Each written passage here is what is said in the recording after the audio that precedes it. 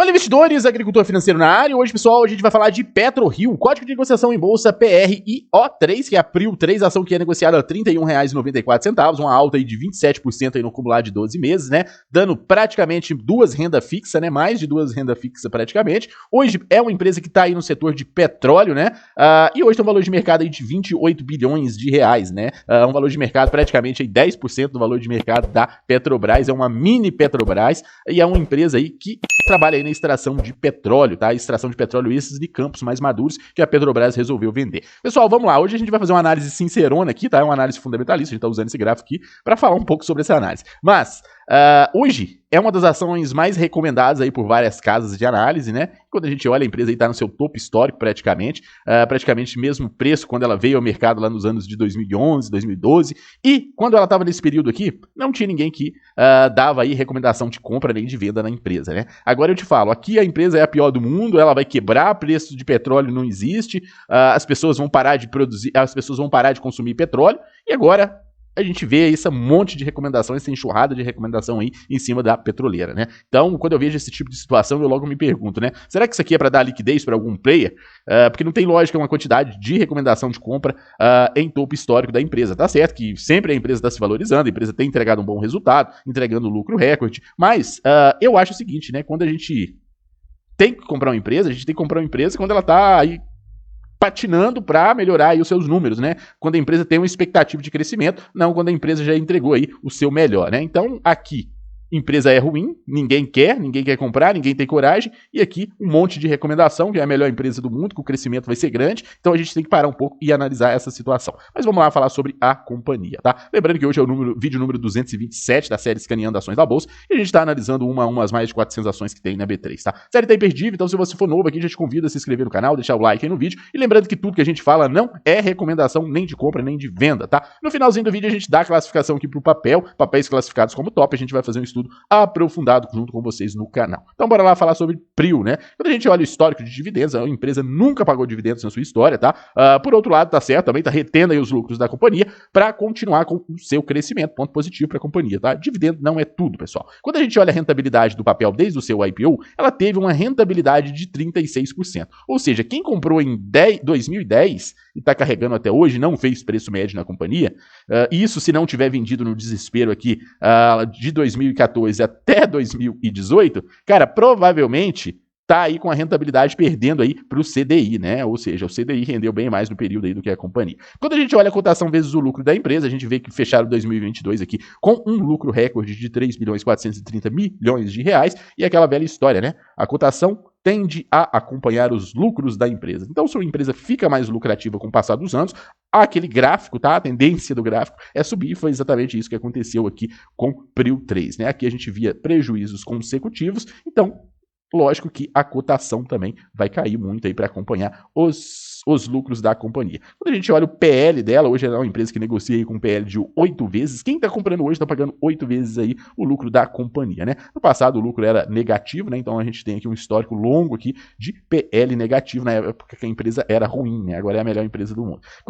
Quando a gente dá uma olhada também na receita, a gente vê um crescimento fortíssimo na receita, principalmente aqui em 2022, com a receita recorde de 6 bilhões 360 milhões de reais, tá? Já o lucro ficou em 3.430 milhões de reais, um lucro recorde para a companhia, praticamente triplicou o lucro de 2021 para 2022, tá? O crescimento na receita foi sorte, é uma empresa que surfou muito a alta da commodity, tá? Então empresas de commodity são empresas cíclicas, então eu acho que por estar naquela época que a demanda aumentou pelo petróleo, a gente teve uma guerra na Ucrânia também que causou esse aumento aí no preço da commodity, na precificação da commodity, acabou impactando diretamente aí nos preços do barril de petróleo e acabou impactando tanto no resultado de Petrobras e tanto em PRIO 3, né? A margem líquida do negócio hoje é excelente, tá? Eles têm uma margem de 54%, ou seja, uma empresa aí muito eficiente. Quando a gente dá uma olhada aqui no lucro por ação, a gente divide o lucro da empresa pelo número de ações, hoje está dando um lucro de R$ 3,88. O PL, eu falei aquela hora que era 8 vezes, mas não, o PL hoje está em 7,79. Quem está comprando hoje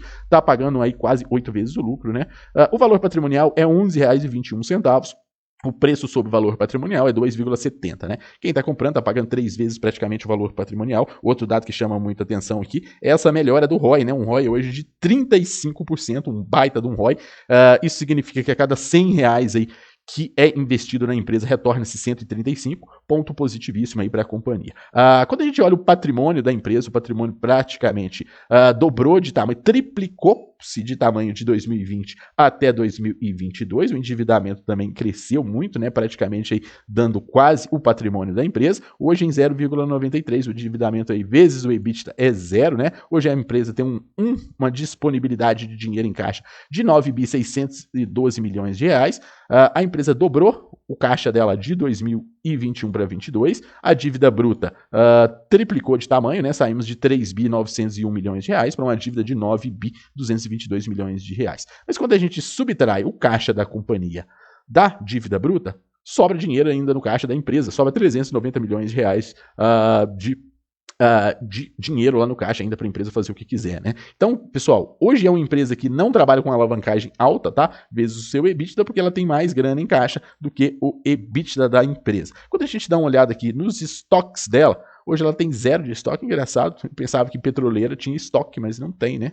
Quando a gente olha os recebíveis, temos 166 milhões de reais de recebíveis, nada que muito exorbitante para a companhia, né? Quando a gente dá uma olhada aqui no quadro acionário da companhia, a gente tem um fundo aqui conhecidíssimo, né? Principalmente para quem tem ações aí da IRB, que é o Esquadra Investimentos, né? Que tem uma posição aí significativa na empresa de mais de 5%. Vamos ver quando que eles montaram essa posição? Montaram a posição recentemente, tá? No ano de 2021. Pessoal, então é só o fundo Esquadra mesmo, que é muito renomado aqui no Brasil. Tirando ele, não tem nenhum investidor, nenhum fundo aí conhecido. Galera, é empresa legal, tá? Não tô criticando, mas eu acho que é aquela história que eu falei com vocês, né? Aqui a empresa era muito ruim, a empresa era a pior do mundo, ninguém queria comprar Prio. Na época foi a 14 centavos, porque teve vários desdobramentos, né? Mas nesse período aqui, que ela foi a 14 centavos, pouca gente teve coragem de fazer aporte, porque pouca gente não acreditava na empresa, né? E hoje é a melhor empresa do mundo. Se eu não entrei aqui, por que eu vou entrar aqui? Então é isso que eu penso, né? Lembrando que é uma empresa cíclica, é uma empresa que depende do valor da commodity, mas entregou uma rentabilidade aí de 160.000%, tá? Uma baita de uma rentabilidade. Poucas empresas entregaram essa rentabilidade aí no período. Pessoal, o vídeo de hoje é só esse. Vou classificar o papel aqui como observação. Por conhecer bem esse setor aí de commodity, tá? Um setor aí que vive cheio de altos e baixos, né? Para esse tipo de empresa, a gente depende aí de uma demanda maior por petróleo. Será que o mundo está caminhando por uma demanda maior de petróleo?